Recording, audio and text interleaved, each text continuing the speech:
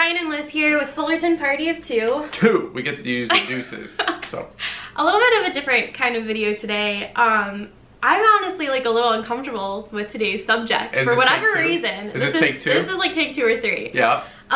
You wanted to do a video all about my business, which get up all in your business. It makes me so uncomfortable to talk about, and like I feel like it's just something I need to get over. Well, so as most of you guys know, Liz runs a business called Lucky Lemon, which is a business that you created on your own, literally from scratch. Mm-hmm. A lot of people know we run a couple different businesses. We'll share some, we won't share some. But it's interesting because you created a business of your own over the last 12 months, which has turned out to already become pretty successful. It's actually going pretty well. It's small, it's minuscule in the grand scheme of life, you know, but you're doing a really, really good job. Thanks. And now we're not here to hawk signs or anything like that. If none of you guys buy a sign, that's totally fine with us. We're not here to communicate that with this video. No, but we just get a lot of questions on like what we do. what you do. Yeah. Because everybody's like, well, what does Liz do in the back end and the background? And the interesting thing is, so with my lawn care business, there's times when we're busy and there's times when I'm not busy. And you do help me out 5-10 hours a week, kind of managing some administrative stuff, maybe returning phone calls, running to my dealer and picking up lawnmower parts and stuff like that, which is just it's always a fun time to go in there as a lady. pretty all-male environment, as you guys can imagine. But outside of that, 18 months ago, you had got laid off. You had a stint in audiology. Yeah. Wasn't a bad career or anything like that. I learned a lot there. My dad actually works in the audiology field, and so I went into it with like prior background knowledge, and I was able to work my way up from the receptionist to a tech, like doing my own hearing tests and like things like that. And it was a great experience. I did learn a lot. Yeah, good people. You love the patients. But the office, no real fault of our own, the office downsized. It went from 8-9 people to like 3 people in a matter of a year. And that whole industry and market is really saturated and kind of going backwards. So the office made decisions, you got cut, you were one of the lower ones on the totem pole. So all that being said, you had been a stay-at-home wife for a couple months, 6 months, and we were going to do that anyway. It was interesting because this happened in like September, November timeframe, and we were planning on me coming home to help full-time with our businesses anyway in the spring. Yep. But we had some financial goals that we wanted to meet before that happened, and you know how life is, it gave us a curveball, and we just made a decision and we made it right. Yeah. And you quitting your job, or not going back to a job I should say, was interesting because that was in the winter when my income goes down by 70% because I didn't do snow removal commercially back then. Yeah. That's one of the reasons we plow snow now. We have full-time income, which is awesome. But you had wanted to reach out and do something extra, and you were spinning a bunch of ideas, this, that, and the other thing, and you had somehow, how did you stumble upon Handmade Signs and this whole, not to like peg you with questions, but like they probably want to know too, what made you excited about making farm signs and the handmade signs? It's really cool. I've always been a more creative person, and I, since meeting you, was always very inspired about doing something on my own. And my mom has her background in art. She's a teacher, but like her first degree was in art. Okay. And so I grew up making all the sample projects and stuff for her classes. Yeah. And I love being creative. I love Pinterest, which is so sad. I've actually like not active on there anymore because it was like an addiction for real. Pinterest withdrawals. Yes. It's going into the new year. I actually like. Anytime you do decorations, it's a +1. It's a +12. Okay, like you can't just throw a shower. It's got to be a Pinterest shower. I love it. I love creating things and making things beautiful, and you do a great job. And so I've always had like that inclination, if you will. And this whole palette wall behind us, our backdrop, I don't know if you guys can see, this whole thing was you. Yeah. And it's so stinking cute. And when maintenance come over, they're like, well, why do you have a palette bolted to your wall? We have 4 palettes. They always make jokes. Like, it is pretty cute in here for what it is. It's stinking cute, yeah. So you've always been a +1 artsy person. And the whole farmhouse like thing is really in right now. And I wanted to create a product that not only fits with that, but will outlive that, because I mean, Chip and Joanna with like the whole fixer-upper thing is really huge right now. I've never even watched a show, But I wanted to stay like relevant with trends, and then also be able to have something that I can grow into when that trend is over, because let's just face it, it is a trend. And save us $1 million in the process decorating our own place, because you got it. I've always done things myself. Like, I'm like, I see something like in a store and I'm like, oh, I can make that, and I do. Like, I do a pretty good job with it. You're the DIY. Like, we have shelves that you've made, book tables, coffee tables. Like, we're gonna do all that stuff. Yeah. And I do like the wood rustic look. It's really in. It's really cool. It's really trendy, and you do a really good job. It's not like something that you would get at like a flea market necessarily, and it does look very high-end when it's completed. It doesn't look like, it looks like Pottery Barn and all those other little boutique shops. So you do a really good job. So I saw kind of what I wanted to do. I looked at the back end and like ran the numbers and saw that there was like a pretty large like profit margin in it. To be made, if you do it right. If you do it right. And pretty, so I was pretty just, low barrier to entry. Yeah, very, very small startup, like cost. And I decided that that's what I was going to do. I had never made a sign before. I didn't even have the proper equipment to do it. Like, we got baptized by fire. So who would have thought it'd be so complicated making wood signs? Yeah, usually you'd go in and like it would be like a hobby that you had that you were going to turn into a business, or something you already had experience doing. Well, I just decided, I worked backwards. I decided on what I wanted to do, the business I wanted to have, and like work backwards. Yeah. Yeah. And I remember the first sign I made, I have it somewhere. It's a mess. I did everything by hand. Like, it took me several hours. Like. And I thought it was the coolest thing ever, and it really looks terrible.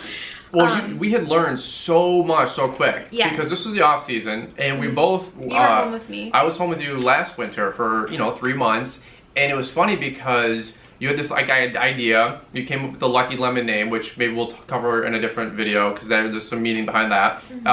But we use Fiverr. A lot of people always ask, where do we get our like intros for videos or thumbnails and social media stuff, right? Oh, we just use Fiverr.com. It's Fiverr.com. It's like $5, $10, $20, $30 for a gig, and these people can make you almost anything. We love using them. Yeah. Well, so we put the Lucky Lemon name and brand and the color scheme that was really cute through winter. We had no money, by the way, to start your business. I think I was like, hey, you're like, I need $50 here, $50 there, and that's all it really was. It wasn't really that excessive. And I'm pretty good by hand. Like, my handwriting is terrible, but I can kind of draw and like do that kind of stuff. But what I quickly realized is the production time of one sign was way too slow if I was going to do it all by hand. So we were like halfway through this process and decided that it would probably be best if I designed all of my own stencils. So the machine for it was like a few $100s. Well, we didn't know. We thought like it would be like $50 for paintbrushes and wood. Yeah. Well, we had bought you a new MacBook. That was actually part of the we needed another business expense. We needed a lot of business expenses. That's a whole other topic. We'll cover taxes in another video. So we had a MacBook that I had bought you, which we needed anyway for office stuff. We really did. And then we bought the stencil machine. So it was like $200, $300 back then, whatever it was. So we're just paying to play. We're learning this whole process, and it was really cool because you actually started selling them primarily with friends and family, of course. Yeah. But tell them about your whole Etsy experience, because you're on Etsy. The learning curve, I mean, the learning curve with my machine, I remember it was a nightmare. I literally was in like the fetal position crying because I was so frustrated with this machine. Because it's just a machine, it does what you tell it, and unless you know how to communicate it to it properly, it's not going to do what you want it to do. Right. It's not like user friendly, it's like binary. Yeah. It's like, I'm not a detail person either. I'm very creative and like, I'm not like details, and you are. Yeah, so I would be figuring out your silhouette machine. And my mom came over to like try and help.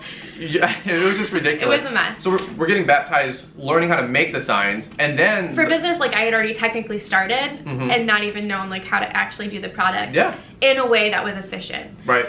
And we registered your business legit. Yep. That's when you're like, I got my business license. I don't know if we have any photos. We'll have to include some. Yeah. And so, but tell them about the whole Etsy experience, because we started figuring out how to make the signs, which was really cool.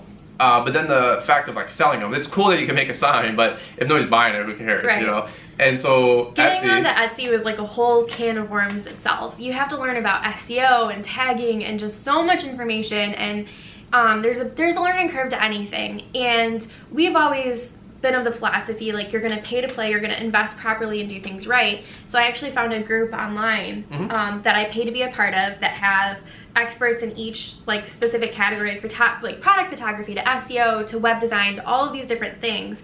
And finding them was like a godsend. Like it helped and it expedited my business, or launched my business way further faster than I would have been able to do on my own. Yep.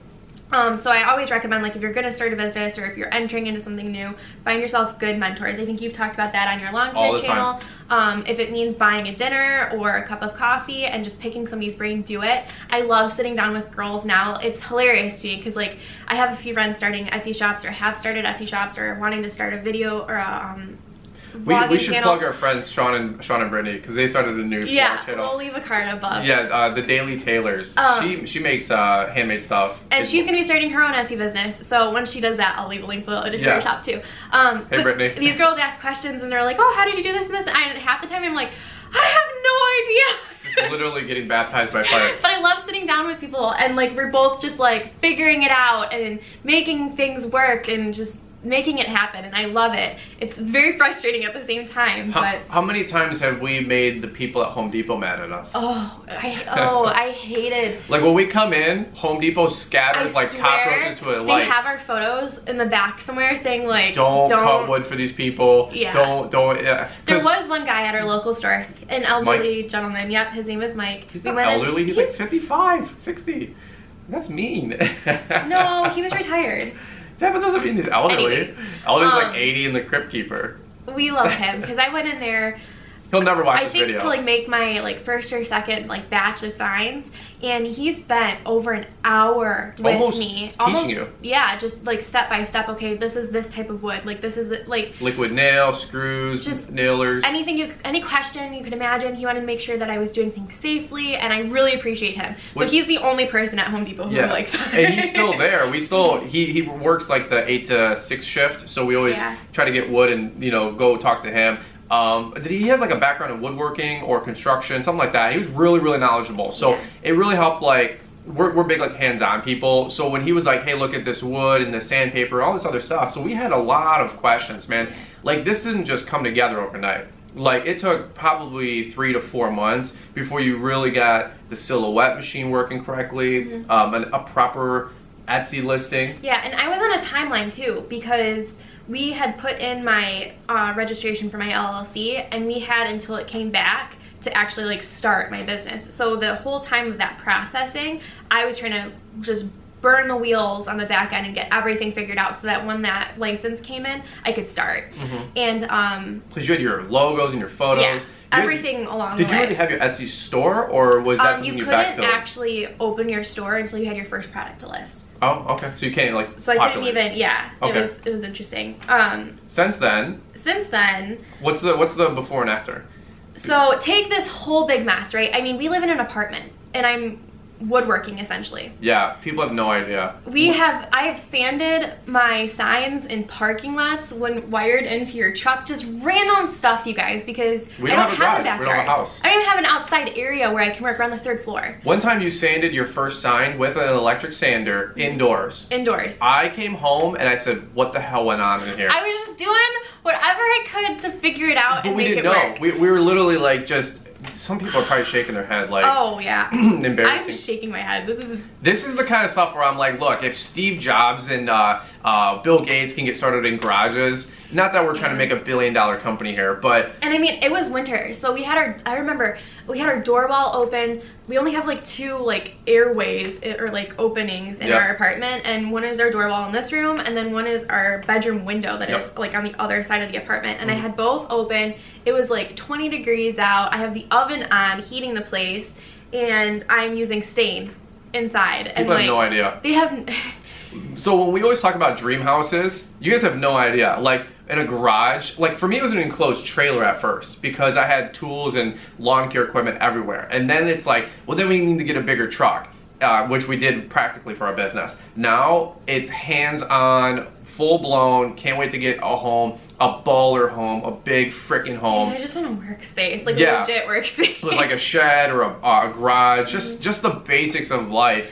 And like as soon as we're debt free, which should be this spring. We're throwing a gob of money in the bank, and we may build this fall. If not, we'll buy a model. We did this on another video, but we can't wait, right? So the Lucky Lemon is incepted in a apartment setting, which is crazy because, you know what, I cut the wood, I sand the wood, do all that stuff at my mom's where she does have a shed, and I do it outside and just, you know, cut wood at 4 in the afternoon on a Sunday, and it's just all extra income for us that I help you with outside of my business, because I try not to work on Sundays cutting grass, and then, which isn't always a guarantee.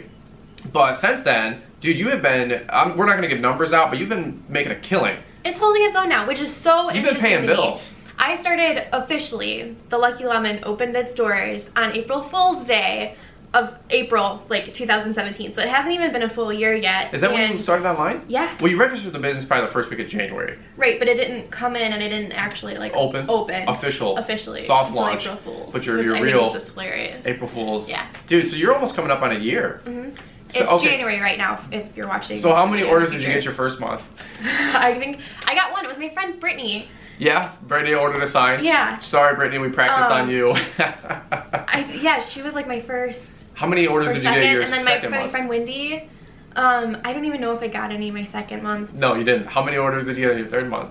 Maybe one. It started so slow, you guys. Did you want to quit? I'm very, we always say this, I'm very type A. I'm very, I don't know if perfectionist is a word, but I'm very competitive, like, against myself, and, like, very, very hard on myself. It's one of my biggest, you'll test this, character flaws. Like, it is. You just beat yourself up. It's painful sometimes. Yeah. And seeing it, and I knew it wasn't going to start, and I opened the doors and I'm selling 50 signs. Like, I went into it knowing that I'm not that naive.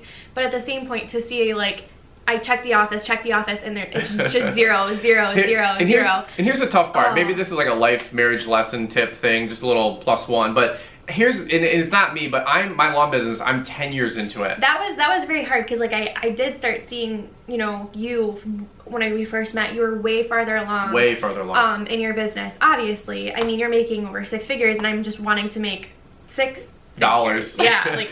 And it's tough because I'm like, hey, we just landed 3 new lawn clients and sold 2 mulch jobs and whatever, and I brought in like $1,800 in a day. And she's like, good for you. And I'm not competitive with you because we're on the same team, but I want to hold my own. Like, I want to help, and like, it's cool that I don't need a job and that you don't put that financial pressure on me. But it's like, at the same point, like, I want to be there with you. Like, 100%. I want to move our family forward, and you don't want to be a mooch. I don't. Yeah, you know, not saying that stay-at-home wives are a mooch, because that is a job in itself. We would never say that. No, trust me. We've read articles and we've learned and we've evaluated. We've ran numbers too, and that's the hardest job on the planet. There's no way. God Especially bless when you. you have kids. Yeah, exactly. But it was interesting because my YouTube channel was blowing up and my lawn business taking off. And he looks at our lawn business and it's like, oh, here's $10,000. Yeah. You buy a website domain and it's like, oh, here's $10,000.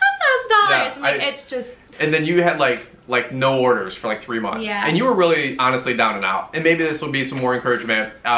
Just like in most businesses in life, most people don't understand how much it really takes to get them started, which was like phase 1. Then to grow them, which is marketing and advertising and SEO and man, like you've earned your PhD. I've earned my PhD. It's funny because I remember, like, we're in our living room, because I mean we have 2 rooms, and we're facing the couch, and I remember sitting right there on that couch and literally staying up all night making a pot of coffee at 3 a.m. because I was just so deep in the rabbit hole of learning. I didn't want to cut it off because it takes you so long to get back into that level. And you would come out and be like, babe, it's time to go to bed, and be like, yeah, I'll be there in 5 minutes. And the next thing you know, you're waking up at, 7 o'clock to get up and get your day started, and I'm still in the same spot.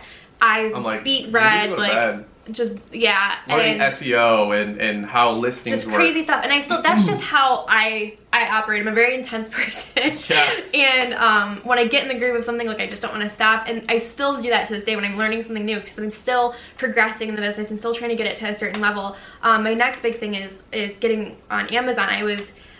You have to go through this crazy process. You gonna tell them all that? Yeah. You're gonna tell them that you're gonna spill the beans? Yeah. Okay, go ahead, tell them. So pretty major announcement. It's a major for you. It's major for a small business owner. It is. My products are going to be available on Amazon and Amazon Prime, which I just think is so crazy, but getting the ball rolling, and Amazon has so many requirements you have to tell them what that is. meet. Because you got accepted to it. Yeah, it's not like so they just you let have everybody to apply get accepted, and then be invited. Like, it's not something you can just go and do. Like, anybody can open up an Etsy shop. Anybody can go on, like, eBay, Craigslist. eBay, yeah. But to get, like, on Amazon, they have a lot of requirements and benchmarks that you have to meet. Your product photography has to be a certain way. Like, the wording on verified. There's so many hoops. There's a vetting process. Yeah, and so be it. Like, that is good. That means that... That's really cool. And so, yeah. But getting my first products up there is, like, my next big thing. And I guarantee I'm going to pull, like, a few, like, all-nighters. Just because you need that quantity of time studying something to learn it. I mean, there's nobody sitting here telling me how to do it until I can find... if I find somebody that is local to me that it has their stuff on Amazon, like, yeah, I'm their new stalker. And then it's the same way with Etsy. Like, hold on, I got a question for you. We don't want this video to go too long, but you got to tell them about your first show. How did that go? Oh. So I'll tell you guys how it went, because it was nuts. Because this was in December, first week of December. Our downtown Wixom, where we live, did a little holiday market. Super cute, big tents. The whole thing was heated. Very, very fun. Got the whole community out, right? And there was probably 30, 40 vendors there, for sure. And you were one of the only ones that did the wood signs and the handmade signs, right? And it was interesting because you had... So we didn't know how much inventory to make. No, I obviously had never done a market before. When we applied to be in it and got accepted, it was fall. So we're doing cleanups and all doing leaf cleanups, landscape, and just crazy. Yep. It's the end of our season. We're trying to get in as much as possible. We're buying a new truck, a plow, getting all of that figured out. People have no idea. Personal life stuff. Our friends at the time were getting married. That October. And we were best man and matron of honor. Like, so major responsibilities. People have no idea. The wedding itself. Did we sleep much that month? No. And so before we know it, it's like a few weeks out to the show, and I'm like 2 weeks trying to sit down and figure out how much we need of what, and I really have no way of knowing. No litmus. And so we just go freaking balls to the wall and make as many signs as possible. It's snowing. Yes. Winter came and it was snowing, it was cold. Again, we don't have a garage, and so we literally used your landscape trailer. I made 100 signs in my landscape trailer. No joke. I parked my lawn care trailer, or I parked my lawnmower at my mom's, and I worked in the shed, in the trailer I should say, cutting, sanding, staining, painting. You were cutting and sanding. I'm sitting there staining everything. Signs. Our hands are like it's 40 degrees out and frozen and not moving. That was a crazy experience. Yes. We came together so much more when we're sanding signs. If you want to improve your marriage, go take on a huge, like, mountain-sized task together, and you'll either get divorced or you'll get stronger. And we got stronger because there's no divorce in what we do. We've talked about that. So it's funny. Dude, because we made 100 signs. I mean, like, it sounds like if you haven't done it, it's kind of hard to, you know, we're not trying to impress. But it was over. It was all ridiculous. said and done. I think we had I took like 150 pieces to this market. Yeah. How many did you sell? We're not gonna give numbers. I don't even know. Like, that enough to pay rent. And yeah. About. Yeah. It was pretty good. It was pretty good, and it opened so many doors in the community because a lot of our lawn customers we're blown away. I could get a little emotional just because of the amount of, like, support that we've gotten in anything that we do in life, with this business and, like, with our other things. Like, the amount of community that we have around us. Not everybody is supportive, but the people who are, like, if you're watching this, like, thank you, because, like, it isn't easy. And when we started the market, like, people came from, like, an hour away just to say hi. Yeah. And it was really cool. And how did you feel when you made your first sale to a complete stranger? I cried. It was a $12 sign. It was so, like... surreal. It was, like, I got so anxious about it, because, like, it's one thing to sell to your friends and family, but I felt like I was actually a business. Like, oh my god, I have, like, a first, like, real customer. It's actually harder to sell to friends and family. It's harder to sell to friends and family now, because I'm like... Because you're making money off of that, and you're like... It's so awkward. You had all these, like, moral dilemmas, and I'm like... Your business self-image, and, like... Yeah, you're like, should I sell them for this much? And I'm like, heck yeah. She goes, but they're friends. I'm like, dude, friends and family discount, I always joke with my lawn care business, is double. Because they always want a +1, and I'm sorry friends and family that watch, but if you want service, it's always double. And I joke, it's not double, but it's always funny. But, like, you felt more comfortable charging a complete stranger. Yeah, I think that's normal to feel more comfortable. I remember you came up to me, like, with puppy dog eyes, and you had like $12 in your hand. You're like, I made my first sale, like, in real life, and I was so proud of you. Like, to go from just something in your mind's eye to buying all the equipment and do endless nights of crying, endless nights of coffee, endless nights of SEO and marketing and how to do it and fine tuning, and we're still fine tuning. I'm still figuring it out. And then you crushed that show. I would bet, other than the chocolate ladies, there was these ladies with chocolate. Oh my god, like this Roberta. What is it? Roberta. Is that her name or what? I follow her on Facebook now because her stuff was so good. She had killer chocolate, and we were right next to her. She sold out. Dude, I bet you that girl made $5,000. Like, she was killing it. But I would say you were probably number 2, for real. It was really neat because, like, a lot of the people in the community, like other small business owners and things, and then, like, the connections I made with, like, realtors wanting things for their clients, and just, like, let alone the such a positive experience. Yeah, let alone the sales that I made then, but just the networking. And I highly suggest, if you own a small business, to connect with other business owners in your area and just be open to networking. Like, it can do so much for your business. Are you gonna do, so let's wrap up with, what are you gonna be doing for 2018? Are we gonna be doing a couple more shows? Yep, we're gonna probably do a lot of shows because our goal is the house. our goal is 2 shows a month, outside of anything Etsy does. In the last 4 days, you had like 10 orders come in, which we're not gonna do dollars and cents, but in the last 2 weeks, last week, you had sold more than pretty much your first couple months. Yeah, it's been, I thought Christmas was crazy because not only were we dealing with the show, we were dealing with Christmas, my first Christmas season, and I had no idea how much it would take off. And it honestly hasn't really slowed down since Christmas. I've already made more this past month than I have my first year in business, which is crazy. It's very crazy. It's January. It's the extra credit items in life. I'm still, every time I get an order, I'm like, somebody bought one of my signs? I'm like, wait till next September, October, November, December, when it's holidays again, and your business is gonna just explode. And I'm really proud of you. Like, you've been crushing it. Thanks, like, I'm so proud of you because you went from something in your mind's eye to getting a logo, which, you know, that's like that's the fun part. I want to start a business. Okay, I hear that every day from everybody. And then you did. And then you got it registered, which is really like, oh, she's kind of serious. Then you started making them, and you were failing a lot. And I was like, well, let's see if this blows you out. And then you bought the silhouette. So you ran into probably 10 or 20 walls.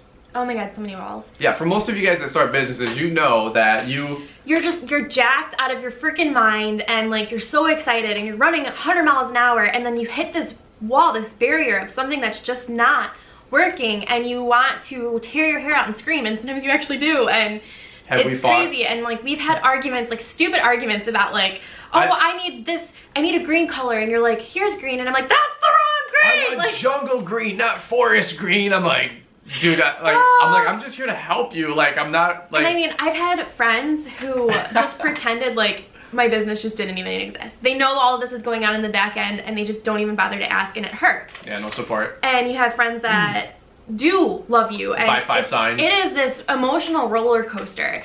And just, if I could encourage anybody, like, it's so weird because I feel like I'm in a position to like give encouragement because I'm so new. But you're in the thick of it.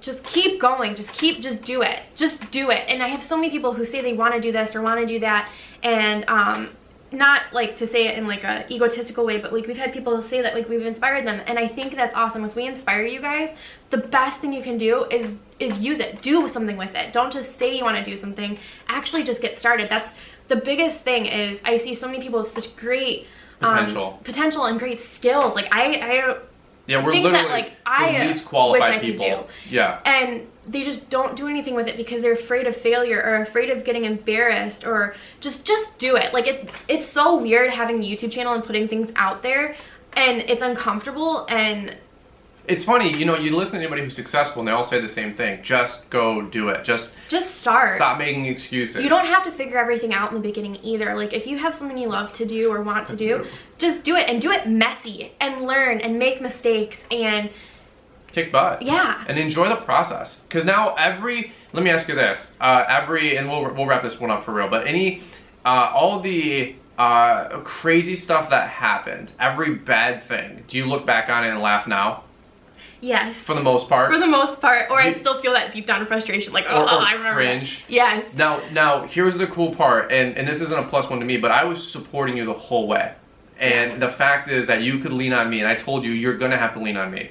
Yeah. And when you were down, I was helping you move forward. And I just said one day at a time, one step at a time. You've been like a coach on the sideline. Like, you couldn't do it for me. I could not. not. You were there every step of the way. And this is actually the video where I did on my lawn channel talking about letting other people fail and the butterfly and the cocoon analogy. Yeah. Because I did that video, everybody thought I was making a dig to other people with lawn care. It was about my wife, and she doesn't watch my videos anyway, so it doesn't matter. I do. I read every comment too. I think it's funny people are like, oh, do you actually like every comment, read every comment? Not only does he, but I do too. Yeah, and it's funny. It's funny though, because you were failing, and I was like, look, I can't.